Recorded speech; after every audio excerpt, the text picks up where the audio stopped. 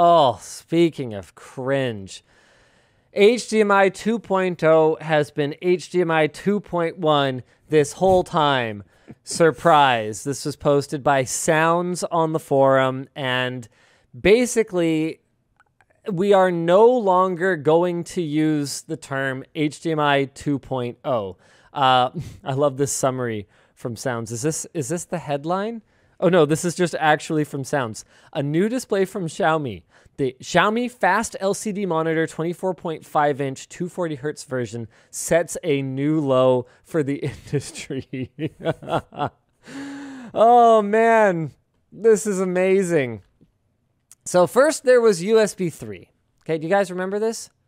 Then there was USB 3.1 Gen 1, where USB 3.0 was just renamed. Okay, so the 5 gigabit USB went from USB 3 to USB 3.1 Gen 1, and then the 10 gigabit one became USB 3.1 Gen 2. Okay. Then, this is great, USB 3.0 became USB 3.2 Gen 1. These are like huge revisions. These are huge naming revisions that are hugely confusing because functionally, in terms of performance for the end user, they have not changed, but we are retroactively renaming these old things like years down the line in a way that makes it really difficult to compare newer products against older ones. And let's say, for example, that USB 3.2 includes new aspects of the standard, right? Let's say it has new functionality or new protections or whatever else. If you go and you rename it so that all the newer products coming out now that are branded with this name are not quite the same as the old ones, or you make certain parts of the spec optional, right? And then you just retroactively say, oh, well, those older ones, they were just produced without optional elements of the spec. You are doing nothing but confusing consumers. So pretty much everyone with a brain between their ears looked at what USB was doing and went, wow, that's really stupid. Yeah. Because it's really hard to understand what anybody is talking about. That's one of the reasons that I typically will just say USB 3 5 gigabit. Because I don't think most people, even tech enthusiasts, can keep track of all the different nomenclatures that have been used for USB 3 5 gigabit over the years. Yeah. Okay, don't look down. Name them all. 3.1 Gen 1, 3.2 Gen 1? Okay, but you looked at it. I did. Okay, fine. Unprompted with that, I think I would have forgot 3.1 Gen 1. Yeah, fair enough. So I don't know. So it's super confusing. Whereas if I just said USB 3 5 gigabit, would you know what I'm talking about? Easy. Yeah. Okay. Oh, right, that thing. Way better. Yeah, and if I said USB 3 10 gigabit, easy. You know what I'm talking about. Yeah. So everyone with a brain said, hey, that's really stupid. You need to stop doing that. And everyone without a brain, so HDMI, basically said, hey, that's awesome. Really great.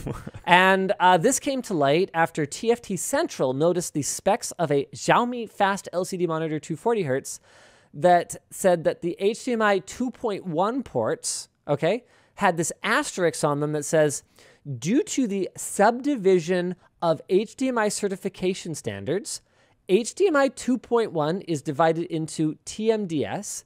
The bandwidth is equivalent to the original HDMI 2.0 and FRL protocols. The HDMI 2.1 interface of this product supports the TMDS protocol.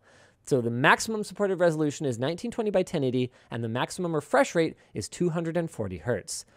Now, HDMI 2.1 has a lot of features, many of which are optional, that are not just more bandwidth, right? Like HDMI 2.1 is a more complicated lady, okay, than just going way faster.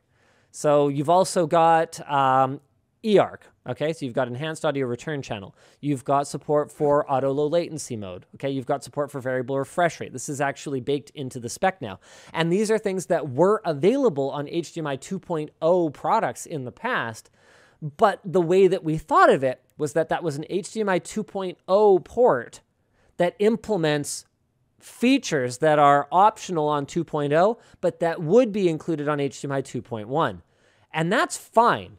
Having something that exists at a lower tier of the standard, but that implements optional features of a higher tier or a future tier, that's cool, because that means that if you buy it, you are at worst getting more than what you bargained for, more than what you anticipated. Mm-hmm. But I think that because we have generally thought of HDMI as going up a generation or up a number when the overall bandwidth increases and we can run at a higher resolution or a higher refresh rate, to change those rules now is extremely misleading. In response to both TFT Central and The Verge, HDMI.org confirmed that devices can no longer be certified as 2.0, and features of HDMI 2.0 are now a subset of 2.1, and all the new fancy features and capabilities of 2.1, apparently including running at higher bandwidth, are now in fact optional. This puts the onus on manufacturers to somehow outline what their HDMI 2.1 ports are capable of in a way that is glanceable, which is basically not going to happen. Not a thing. Not going to happen. If I'm an HP or a Lenovo or Apple or Dell or whatever, because laptops are where you are really going to get screwed over right now. If I'm one of those guys, am I going to be like, yeah, tell someone all the limitations of my product. Apple was under fire for this recently, right? With their M1 M1 MacBooks, right? Where they've got, it's like, oh man, I really wish it wasn't HDMI 2.0, because HDMI 2.0 has capabilities like being able to run 4K 120 hertz. HDMI 2.0 is lacking capabilities like running 4K 120 hertz that HDMI 2.1 has. And theoretically, that might be nice to have. Not technically. Okay, but used to have. Yeah. That I used to be able to say that. Yeah. So if I was Apple, do I jump on this? I go, oh, this is sick. We got HDMI 2.1 now up in here. Upgrade. And on this laptop, you can run 2 5K displays and 1 4K display plus the internal display. Is that how I spec my laptop? 100%. And as a consumer, I'm now going to have to figure out later that in order to run those high resolution or high refresh rate displays, I'm going to have to use a f***ing dongle. No, what I had wanted to do was use the HDMI port that you put on the product. I wanted to have them. You said it was HDMI 2.1. This will cause confusion. Oh, yeah. And to be clear, Apple is far from the only one that is going to take advantage of this. Anyone it's just who's an using, easy example. Yeah, anyone who's using who's trying to get rid of old stock or is shipping a laptop that has an integrated GPU that doesn't have support for what used to be the standard formerly known as HDMI 2.1. They're absolutely going to take advantage of this, and it's going to be so hard to comparison shop devices. So hard to comparison shop devices. If I want to know at a glance, that's why we need labs, what the benefit is of, the $450 Chromebook versus the $389 Chromebook, and both of them say HDMI 2.1, and I go buy the cheaper one, and I find out that, okay, maybe there's no real reason on a device like that to run 4K 120 hertz. But if I find out for whatever reason that it can't do it, I'm going to be choked, because maybe I would have spent the extra $60. I mean, there's people that want smoothness of desktop experiences. Absolutely. And like that, it could do that. Absolutely. Or just like ultra fine resolutions. Yeah. Right? Yeah. I'm so frustrated. This is okay. Jonathan Horst prepared this one apparently. Discussion question. I can hear it in his voice. Why do these standards bodies keep renaming established standards? Do they? You wrote it like a script, yeah. Do they not have to ever explain to their families why their TV isn't working as advertised? See, you bought an HDMI 2.1 cable that doesn't support variable refresh rate, so you need to go buy one that does. Okay, the cable, oh my God.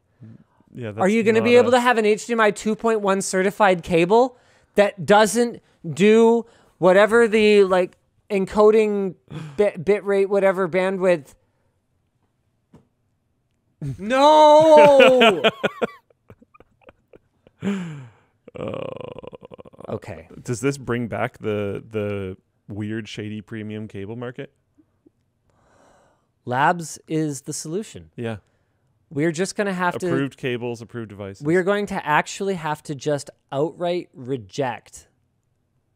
Like, so part of the goal of Labs is that we want to create our own spec sheet for a product.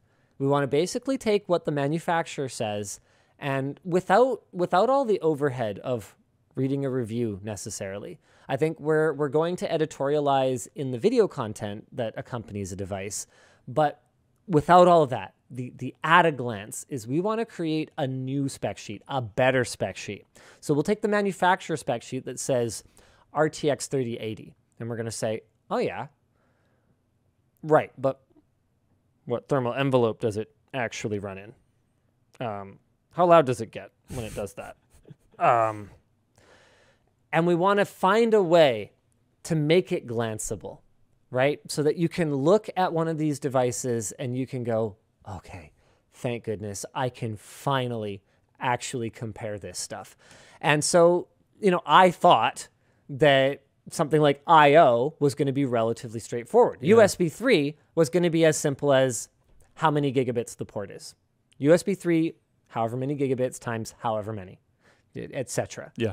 Now HDMI, all of a sudden, we're going to have to start doing it in like gigabit per second. It's that simple. That's what we're going to have to do. Yeah. It has an HDMI 18 point whatever HDMI 2.1 gigabit per second maximum. Hopefully DisplayPort doesn't do this crap. Please don't. 48 gigabits per second, right? So you'll just say HDMI 48 Gbps. Do we give like some form of award or stamp or something to a product that is very well communicated? I don't think so. I don't want to. That's it's funny. It's funny you bring it up because awards are something that I have do that in the past. Yeah, always avoided. Yeah. And the reason I've avoided it is because I don't believe the story of any product is as simple as a gold stamp. I don't even. It could be like I don't know, iron colored. Because the only thing I would want it to say is that it lived up to the specs that it claimed. I don't want it to say that it's a good product. I don't want it to say that you should buy it. It's just they said it would do these things and it does. Good job. Yeah, I think having like a BS, like a smell test, like a BS rating of A, B, or C. Yeah. Or D for like a fail. Like it's probably how not good bad. it is, if it's recommended, whatever. That could be all on the video side, right? That's for LTT, that's for short circuit, that's for whoever. They can try to communicate those things. Labs just goes like, they didn't lie. Good job.